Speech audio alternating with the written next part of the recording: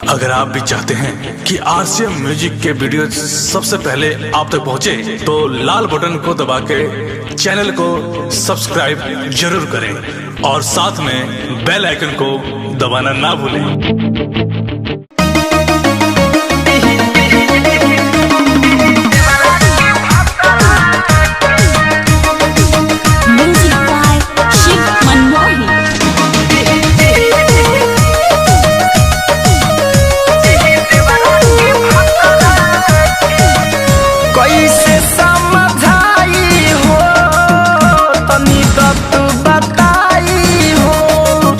जब से भइल बा शादी हमार हो खता लड़ाई हो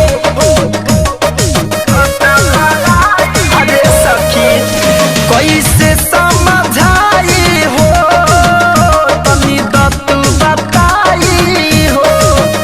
जब से भइल बा शादी हमार हो खता लड़ाई हो तू ही कह कैसे सुलझाई रोज रोज के लफड़ा के। तू ही कह कैसे सुलझाई रोज रोज के लफड़ा के।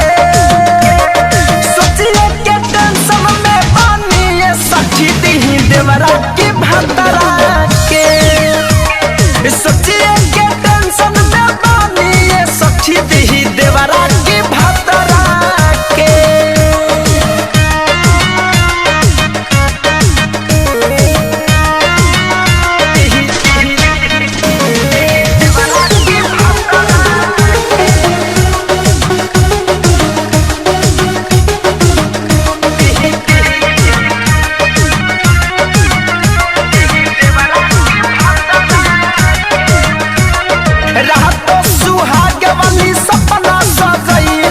अइले न सैया बजरवा रे सखी अइले न सैया बजरवा लोरवा से भोरवा ले भर गइल पलंगिया दह गइल आँख के कजरवा रे सखी दह गइल आँख के कजरवा।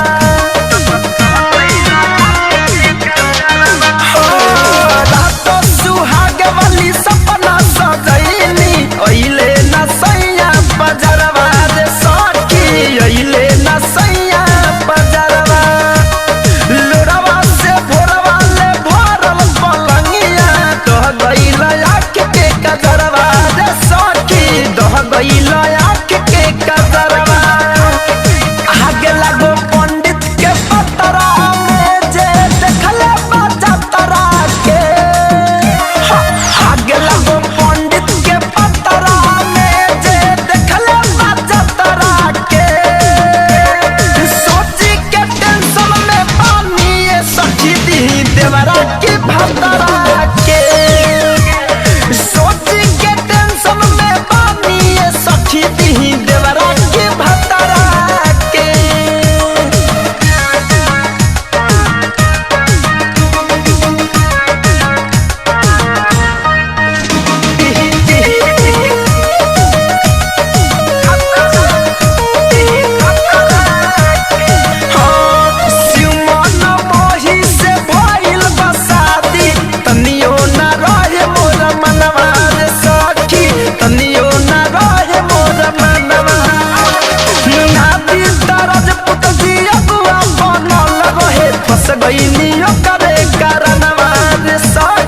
फंस गइलियो करे कारणवा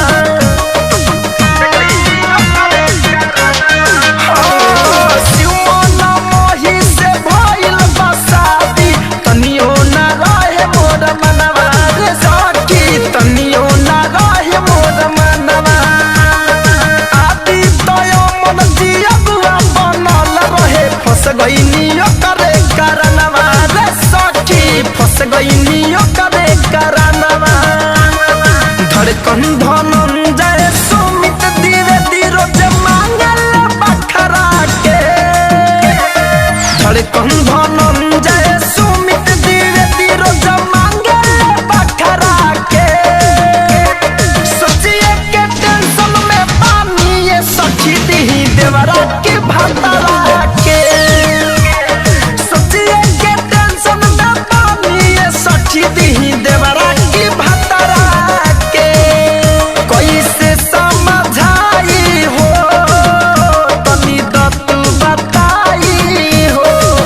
जब